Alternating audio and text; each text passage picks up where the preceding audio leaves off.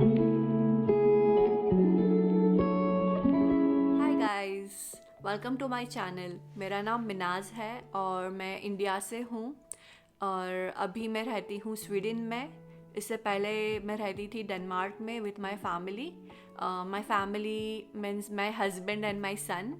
और कुछ 2 महीना पहले ही हम लोग स्वीडन मूव हुए हैं एंड हम लोग डेनमार्क में ऑलमोस्ट फॉर 9 मंथ्स हम लोग रहे हैं।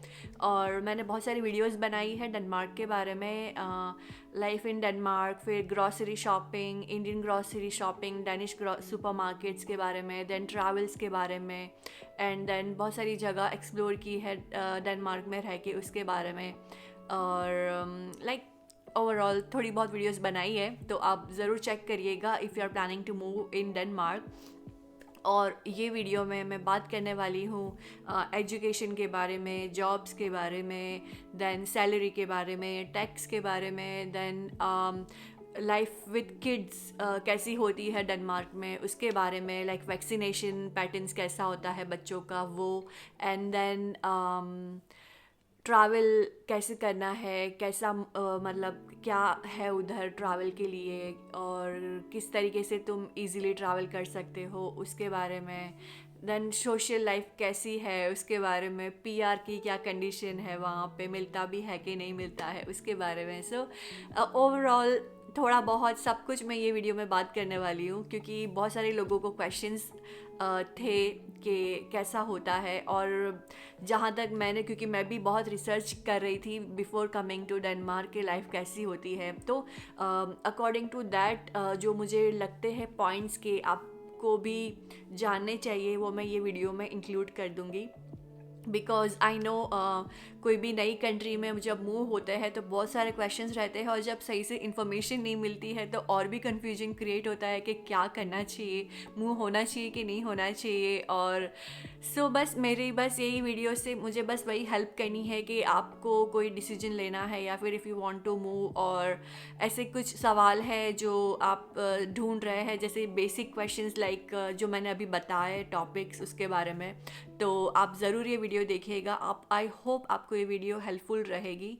और अगर आपको ये वीडियो अच्छी लगती है तो प्लीज़ वीडियो को लाइक कीजिए, और अभी तक अगर सब्सक्राइब नहीं किया है तो प्लीज़ सब्सक्राइब कीजिए। और कमेंट्स भी मुझे बहुत प्यारी प्यारी मिलती है मेरे इंस्टाग्राम अकाउंट पे। पर्सनली मुझे बहुत लोग मैसेज करते हैं, जब हम लोग मूव हुए तब बहुत लोग ने मैसेज किया कि अरे यार क्यों आप मूव हो गए, बहुत सारी एक चीज़ हो जाती है। बहुत फ़िलहाल मेरे बहुत कम सब्सक्राइबर्स हैं, बट जो भी सब्सक्राइबर्स हैं बहुत लविंग है, and I just wanted to thank you guys कि आप लोग मेरी वीडियोस को इतना टाइम दिए हो और बहुत सारा अप्रिशिएशन मिला है मुझे कुछ कुछ वीडियोस में। सो आई होप मैं और भी अच्छे से और वीडियोस बनाती रहूं और थोड़ा इम्प्रूव भी करूं। और बस that's it. So without further delay let's start this video. तो सबसे पहले मैं आपको बताती हूँ कि डेनमार्क है कहाँ पे। ठीक है, तो डेनमार्क जो है ना वो नॉर्थन साइड ऑफ यूरोप में है, तो इसीलिए उसको नॉर्डिक कंट्री बोला जाता है। नॉर्डिक कंट्रीज़ में आता है। नॉर्डिक कंट्रीज़ है Sweden, Norway, then Denmark, and then Greenland, then Iceland. ये सब ना नॉर्डिक कंट्रीज़ है जो कोल्ड रहती है। नॉर्थ, जितना नॉर्थ में जाओगे उतना आपको ना और ठंडा बढ़ता जाएगा। But comparative to other countries, जो भी मतलब नॉर्वे का जो पार्ट है, नॉर्थन पार्ट, स्वीडन का नॉर्थन पार्ट से उसके कंपैरिजन में ना डेनमार्क में इतना ठंडा नहीं होता है। और टेम्परेचर जो इसका विंटर में जाता है अराउंड, जब मैं थी वहाँ पे तो एक्चुअली एवरी ईयर ना चेंज होता रहता है। कभी कोई साल में ना बहुत स्नो पड़ता है, कोई साल में बहुत कम स्नो आता है, बहुत, तो इट्स डिपेंड। तो जब मैं थी तब मिनिमम टेम्परेचर कुछ गया था लाइक -7 के आसपास, बट ऐसा होता है कि इट फील्स लाइक -10, मतलब बिकॉज वहाँ पे बहुत विंडी क्लाइमेट है, बहुत विंडी है एंड रेनी भी है, तो बारिश भी कभी भी हो जाती है। जो खाली समर का जो बीच का टाइम होता है ना, वही ऐसा लगता है कि यार this is the good time, but वो टाइम में ऐसा होता है कि सन जाता ही नहीं है रात तक, मतलब 12 बजे 11 बजे तक तो ऐसे ही लगता है कि बस अभी शाम हुई है। तो समर में डेज़ लंबे होते हैं और विंटर में डेज़ छोटे होते हैं, तो ये एक चीज़ है। और जो समर में जो टेम्परेचर जाता है मैक्सिमम अराउंड 18 डिग्री 15 डिग्री तक जाता है, 15 मतलब एवरेज इज़ 15 डिग्री, बट कभी कभी 18, 19, 20 भी जाता है। और विंटर का एवरेज टेम्परेचर रहता है हमेशा 4-5 डिग्री के आसपास। और एकदम पीक जैसे कि फरवरी वगैरह में माइनस में भी चला जाता है, लाइक -2, -3, -4 और -7 तक का मैंने देखा है। और इट फील्स लाइक -10, जो मैंने एक वीडियो बनाया है उसके ऊपर आप देख सकते हो। दैट वाज मैक्सिमम टेम्परेचर जो मैंने वीडियो में बनाया है स्नो का, उसके अंदर। क्लोथ्स कहाँ से शॉपिंग करनी है, यहाँ से कर सकते कि इंडिया से कर सकते हैं, तो यहाँ पे भी काफ़ी ऑप्शंस है। और इंडिया में से भी लेके आओगे तो कोई प्रॉब्लम नहीं है। डीकैथलॉन में आप चेक कर सकते हो, जो भी -डिग्रीज वाले जो भी रहेंगे ना जैकेट्स वगैरह, वो आप वहाँ से कैरी कर सकते हो। हम लोग ने डीकैथलॉन से कैरी करके आए थे, तो अच्छे से वर्क किए थे, सो that is not a big problem. और आप इंडिया डेनमार्क से भी बाय कर सकते हो। H&M इज़ गुड ऑप्शन, थोड़ा रिजनेबल भी है और बहुत सारे ऑप्शंस भी मिल जाते हैं, तो आप वहाँ से भी चेक कर सकते हो। बाकी जो डेनिश ब्रांड्स है ना, बहुत कॉस्टली आती है, तो आप डिसाइड करिए। और क्या चीज़ है जो आप इंडिया से लेके आ सकते हो, तो मैंने उसके बारे में भी वीडियो बनाई है। बिफोर कमिंग टू डेनमार्क हम लोग क्या क्या प्रिपरेशन किए थे, क्या लेके आए थे, और एवरीथिंग लाइक अडेप्टर्स कैसे होते हैं, आप मतलब वो सब डिटेल वीडियो बनाया है, तो आप मैं लिंक वो भी डाल दूँगी, आप वो भी चेक कर लीजिएगा। हम बात करते हैं एजुकेशन की, बिकॉज़ ये एक फ़र्स्ट वे हो सकता है आपका डेनमार्क आने के लिए। तो एजुकेशन जो है यहाँ पे बैचलर्स होता है, मास्टर होता है एंड पीएचडी होता है। इंग्लिश कोर्सेज अवेलेबल है, जो बीच में एक न्यूज़ आई थी कि इंग्लिश कोर्सेज बंद हो रहे हैं डेनमार्क में। ऐसा कुछ भी नहीं है, आप अपना फील्ड चेक कीजिए और देन फाइंड आउट कीजिए। There is one website study in Denmark, उसमें आपको पूरी डिटेल्स मिल जाएगी, कौन सा कोर्स है, कौन सी यूनिवर्सिटीज़ है, कितना ड्यूरेशन है, कितनी फ़ीस है, सारी डिटेल्स आपको ना वो वेबसाइट में मिल जाएगी। मुझे कोई एक्सपीरियंस नहीं है लाइक स्टडी के बारे में, जस्ट मैंने मेरी रिसर्च की है और मैं वही शेयर कर रही हूँ आप सबसे। तो आप भी अपनी रिसर्च कीजिए, मैं आपको सिर्फ लिंक्स प्रोवाइड करूँगी ताकि आप खुद से भी जो है कंफर्म कर सके। और जो मैं लिंक्स प्रोवाइड करूँगी वो गवर्नमेंट की ही लिंक्स होगी, वो कोई फेक लिंक नहीं होगी। और डेनमार्क की जो भी गवर्नमेंट की लिंक्स है वो बहुत रिलायबल है और बहुत एक्यूरेट होती है। सो आप प्लीज़ वो चेक कीजिए and then you take your decision. So वहाँ पे ऐसा होता है कि बैचलर डिग्री होती है वो 4 साल की होती है नॉर्मली, कोई कोई कॉलेज में 3 साल की भी होती है लाइक यूनिवर्सिटीज़ में। एंड मास्टर होता है वो 2 इयर्स का होता है। एंड जो अगर आपने हमारे इंडिया में कैसा है ना, यूजुअली जो बैचलर होती है वो 3 साल की होती है, लेकिन इन Denmark it is usually for 4 years. तो अगर आपको मास्टर में एडमिशन लेना है तो आपको और 1 साल कुछ तो पढ़ाई करनी पड़ेगी, ताकि आपके ना 4 साल इंडिया में हो जाए and then you can apply for the masters. Okay, तो ये एक चीज़ है। और कुछ कुछ कोर्स है जैसे कि MBA है वो 1 ईयर का होता है, कोई कोई कॉलेज में 1.5 ईयर का होता है, यूनिवर्सिटी पे डिपेंड करता है, तो आप वो भी चेक करिएगा। एंड जो बोल सकते हैं कि लोग ज़्यादा पढ़ाई करने के लिए आते हैं डेनमार्क में, वो सब्जेक्ट्स है आर्ट्स के, देन इन्वायरमेंटल साइंस के है कुछ सब्जेक्ट्स, बिकॉज बहुत इन्वायरमेंट को बहुत ध्यान रखा जाता है डेनमार्क में, तो उसके ऊपर ना वो लोग बहुत रिसर्च भी करते रहते हैं और बहुत सारे कोर्सेज अवेलेबल है in environmental science. Then economics के ऊपर बहुत सारे सब्जेक्ट्स अवेलेबल है for masters. And then engineering के भी काफ़ी सारे हैं वहाँ पे अवेलेबल। एंड दूसरा है फार्मास्यूटिकल, जैसे बायो इन्फॉर्मेटिक्स वगैरह, वो भी बहुत ही डिमांड में है डेनमार्क में, और उसकी काफ़ी सारी जॉब्स भी अवेलेबल है। सो आप ये सब सब्जेक्ट्स वाइज आपके फील्ड के वाइज में चेक कीजिए यूनिवर्सिटीज़ में कौन सा अवेलेबल है, कितना ड्यूरेशन है, and then you apply for the admission. तो एडमिशन ऐसा है कि 2 टर्म्स होती है, एक होती है ऑटम बैच और एक होती है स्प्रिंग बैच। साल में 2 बार एडमिशन्स ओपन होता है, डिपेंड ऑन द यूनिवर्सिटीज़। तो जो ऑटम बैच होती है वो ओपन, उसके एडमिशन्स होते हैं अगस्त में, और जो स्प्रिंग बैच है उसके एडमिशन्स होते हैं फरवरी मार्च के आसपास। तो आप वो भी वेबसाइट पे चेक करते रहिएगा कि कब ओपन हो रहे हैं। ओके, एंड अदर रिक्वायरमेंट्स है IELTS चाहिए कि नहीं चाहिए। सो कोई कोई कॉलेज में IELTS चाहिए, कोई कोई कॉलेज में नहीं चाहिए, लाइक यूनिवर्सिटीज़ में, वहाँ पे यूनिवर्सिटीज़ होती है, सॉरी। तो और वहाँ पे मिनिमम बैंड अगर IELTS चाहिए चाहिए तो चाहिए होगा 6.5।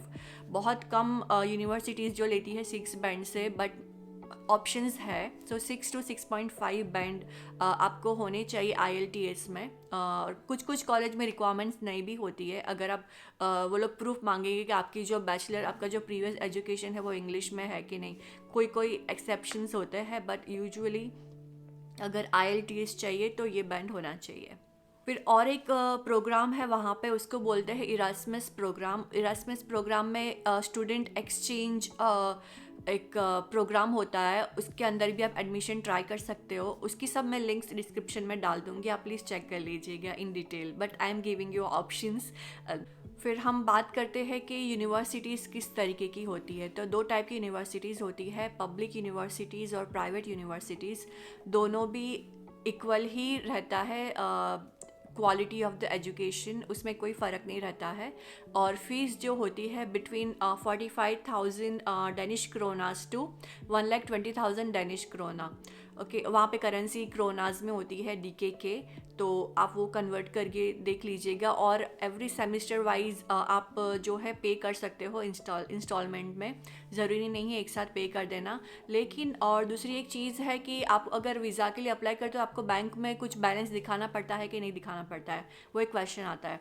तो ऐसा है कि अगर आप पूरी फ़ीस पे कर देते हो कोर्स की, तो आपको ना कोई दिखाना नहीं होता है आपके अकाउंट में कितना पैसा। जैसे कि कुछ कुछ कंट्री में दिखाना होता है 10 लाख या कहीं पे 15 lakhs दिखाना होता है, बट यहाँ पे ऐसा नहीं है। आपको कुछ इतना प्रूफ दिखाने नहीं रहता है अगर आप सेमेस्टर फीस सारी पे कर देते हो तो। लेकिन अगर आप पे नहीं कर रहे हो पूरी एक साथ में, तो आपको कुछ अकाउंट में 6,000 क्रोनास पर मंथ आपके अकाउंट में होने चाहिए, उसके हिसाब से आपको वो दिखाना होता है। तो वो भी डिपेंड करता है यूनिवर्सिटी टू यूनिवर्सिटी, आप वो भी एक बार चेक कर लीजिएगा। फिर एक क्वेश्चन आता है कि यूनिवर्सिटीज़ कौन सी अच्छी है वहाँ पे। तो वहाँ पे ना एक्चुअली इक्वल एजुकेशन है हर जगह पे। लाइक ऐसा कुछ भी नहीं है कि यहाँ पे फ़ीस ज़्यादा है तो यहाँ पे बहुत अच्छा एजुकेशन होगा, यहाँ पे फ़ीस कम है तो यहाँ पे कम अच्छा नहीं होगा। बट ऐसा कुछ नहीं होता है वहाँ पे ना, ये बहुत ध्यान रखा जाता है कि सबको इक्वल जो है एजुकेशन मिले, एकदम हाई क्वालिटी एजुकेशन मिलता है वहाँ पे। एंड वहाँ का एजुकेशन ऐसा है कि like more practical base than your theory base. मतलब ना बहुत प्रैक्टिकली होता है सब कुछ। और बहुत, जब तक जहाँ तक मुझे पता है ना, वो लोग का जो एजुकेशन सिस्टम है बहुत अलग है बाकी सब कंट्रीज से और बहुत अच्छा है, लाइक प्रैक्टिकली है। सो आपको बहुत कुछ सीखने मिलेगा, बहुत कुछ जानने मिलेगा। सारी अच्छी अच्छी यूनिवर्सिटीज़ है वहाँ पे, जैसे कि DTU, SDU, कोपेनहेगन बिजनेस के लिए कोपेनहेगन बिजनेस यूनिवर्सिटी एकेडमी करके है कुछ तो, and then Roskilde university, then Aarhus university, then Aalborg university. So बहुत सारे इंडियंस भी है वहाँ पे। और आप दूसरी एक तरीके से आप लोगों से कांटेक्ट कर सकते हो ऑन फेसबुक ग्रुप्स पे ना। ये लोग ने बहुत सारे ग्रुप्स बनाए हैं, स्टूडेंट्स लोग ने, इंटरनेशनल स्टूडेंट्स लोग ने, और बहुत सारे इंडियन ग्रुप भी है। तो आपको किसी भी यूनिवर्सिटी में इंटरेस्ट है, आप जाइए फेसबुक पे, वो यूनिवर्सिटी का नाम लिखिए और इंडियन आगे कुछ भी लिखिए, तो आपको ना बहुत सारी कम्युनिटीज़ मिल जाएगी, लाइक बहुत सारे ग्रुप्स मिल जाएंगे। अब उसमें ज्वाइन कीजिए और आपके जो भी क्वेश्चन है आप वो लोग को पूछिए, क्योंकि वो लोग स्टूडेंट है, वो लोग आपको और अच्छे से हेल्प कर सकेंगे। तो आप ऐसे भी कर सकते हो। And there is one group on Facebook, Indians in Denmark, तो आप वो भी ज्वाइन कर सकते हो। उसमें भी बहुत इन्फॉर्मेशन आती है, आप उसमें से भी बहुत सारी इन्फॉर्मेशन जो है वो निकाल सकते हो। और अब मैं बात करती हूँ PhD के बारे में। तो डेनमार्क में PhD फ्री है, अगर आपको एडमिशन मिलता है तो PhD इज़ फ्री, और ऊपर से पेड है, मतलब वो लोग आपको पे करेंगे। सो आपका पूरा खर्चा भी निकल जाता है एंड आपकी PhD भी हो जाती है। So that is also good options if you are planning to do PhD outside of India. अच्छा, मैंने जैसे आपसे पहले बात करी कि आप अगर फ़ीस पे कर लेते हो तो आपको कुछ फ़ंड्स दिखाना नहीं होता है। तो अगर आप लेकिन आप फैमिली को लेके आते हो ना, तो आपको फैमिली के लिए दिखाना होता है, लाइक पर पर्सन कुछ 9.5 lakhs या 10 lakhs के आसपास कुछ तो दिखाना होता है। तो वो एक चीज़ मैं आपको बताना भूल गई। लेकिन आप अगर अकेले आते हो तो आपको इतना कुछ फ़ंड्स नहीं दिखाने रहते हैं। तो अच्छा, अभी नेक्स्ट बात करते हैं जॉब्स के बारे में। तो एडमिशन हो गया फिर क्या, और फिर या तो फिर आप जॉब करने के लिए आ रहे हो तो कैसे है जॉब्स वहाँ पे। ओके, तो उसमें ऐसा है कि अगर आप एज अ स्टूडेंट हो वहाँ पे तो आपको पार्ट टाइम जॉब करना अलाउड है। पार्ट टाइम का मतलब है 20 hours in a week, not more than that, because आप फुल टाइम स्टूडेंट हो वहाँ पे। लेकिन आपकी वाइफ या फिर आपके हस्बैंड जो भी आपके अकम्पनिंग फैमिली मेम्बर है उनको फुल टाइम वर्क वीज़ा मिलता है, क्योंकि आप जब स्टूडेंट वीज़ा के लिए अप्लाई करते हो तो आपको स्टूडेंट वीज़ा के साथ में रेसिडेंस परमिट भी मिलता है if you are there for a longer time, 3 महीने से ज़्यादा हो तो। और आपकी वाइफ को भी वीज़ा मिलता है और आपके चिल्ड्रंस को भी मिलता है। It's like as accompanying family member, तो दे कैन वर्क, बट आप काम नहीं कर सकते हो full time, but your wife can और your husband can work for the full time if they are able to find the job. ठीक है। एंड वहाँ पे नॉर्मल मतलब मिनिमम कितना सैलरी मिल सकता है, ये एक सेकंड क्वेश्चन आता है। तो वहाँ पे ना आर्ली बेसिस पे जो मिनिमम बोलते हैं ना, एक वो लोग ने डिसाइड किया है कि इतना अमाउंट मिलना ही चाहिए, वो है 110 DKK, like Danish krona, 110 Danish krona. थोड़ा बहुत ऊपर नीचे हो सकता है बट दिस इज़ एवरेज, उतना पर आवर पे तो मिलना ही चाहिए। तो उसके हिसाब से वहाँ पे सैलरी काउंट होती है। और now let's talk about in demand jobs. So Denmark में कौन सी जॉब्स है जो इन डिमांड है। तो सबसे पहले तो ना वहाँ पे बहुत सारा ऐसा ना कंस्ट्रक्शंस चलता रहता है, तो जो सिविल इंजीनियर्स वगैरह रहते हैं, जो प्लानिंग्स वगैरह करते हैं, वो लोग का भी डिमांड है वहाँ पे। देन इन्वायरमेंटल स्टडीज़ जो करते हैं उनका भी इन डिमांड है वहाँ पे। Then IT sector in demand है वहाँ पे, जो आईटीज़ में है, आईटी कंपनीज़ वहाँ पे काफ़ी सारी। देन फार्मास्यूटिकल कंपनीज़ वहाँ पे बहुत सारी है, तो आप उसमें भी ट्राई कर सकते हो। एंड देन डॉक्टर्स भी इन डिमांड है वहाँ पे। मेरा कुछ हुआ नहीं because there is very lengthy procedure for every doctors actually, not just the dentist. सारे डॉक्टर्स की बाहर से जो भी आते हैं ना, वो लोग की एक अलग ही प्रोसीजर होती है, लेकिन ऑक्यूपेशन इज़ इन डिमांड, वहाँ पे ज़रूरत है डॉक्टर्स लोग की। बट एक चीज़ वो लोग की भी सही है कि भाई तुमको लैंग्वेज नहीं आती तो then how will you treat, because वहाँ पे सारा जो भी डॉक्यूमेंटेशन होता है ना, सारा ना वहाँ की लैंग्वेज में होता है। तो वो एक चीज़ है। इंग्लिश सब जानते हैं लेकिन they prefer more Danish language, ऐसा है। Now how to find a job in Denmark. तो सबसे बेस्ट ऑप्शन है लिंक्डइन। लिंक्डइन पे बहुत सारी वैकेंसीज आती है बिकॉज ना ये लोग बहुत एक्टिव है लिंक्डइन पे। तो लिंक्डइन का प्रोफाइल आप अप टू डेट रखिए, और जो भी कंपनी में आपको इंटरेस्ट है वो आप वो कंपनी में वर्क जो भी करते लोग उनको सर्च कीजिए, उनको फॉलो कीजिए और उनसे गाइडेंस लीजिए और कनेक्शंस बढ़ाइए। जितना होगा उतना सोशल बनिए, मतलब लाइक जितना आप बात करोगे लोगों से उतना ही वो फील्ड में आपको और अच्छे से गाइडेंस मिलेगा। तो LinkedIn is the best option. दूसरा एक है जॉब इंडेक्स करके। जॉब इंडेक्स जो डेनमार्क का एक वेबसाइट है, आप उसमें भी चेक कर सकते हो, उसमें भी काफ़ी सारी आती है। फिर इंडीड में भी आती है काफ़ी सारी वैकेंसीज। तो ये कुछ है portals, but LinkedIn is the best, that is my favourite, तो आप उसमें ज़रूर चेक कीजिए।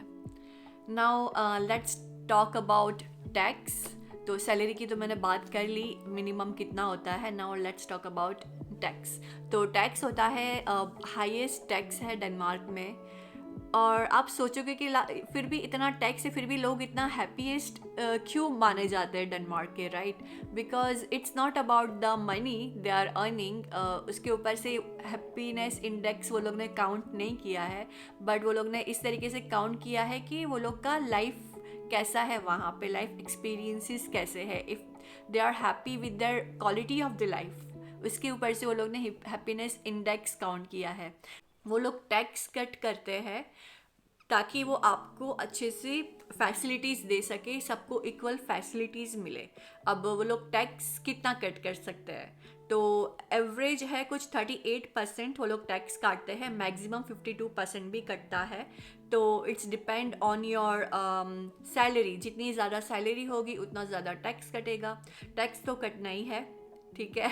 और एक चीज़ है कि जैसे कि फर्स्ट जो अमाउंट रहता है ना सैलरी का 5000 to 6000, उसके ऊपर टैक्स नहीं लगता है, लेकिन उसके बाद के जो अमाउंट है ना उसके ऊपर वो लोग टैक्स लगाते हैं।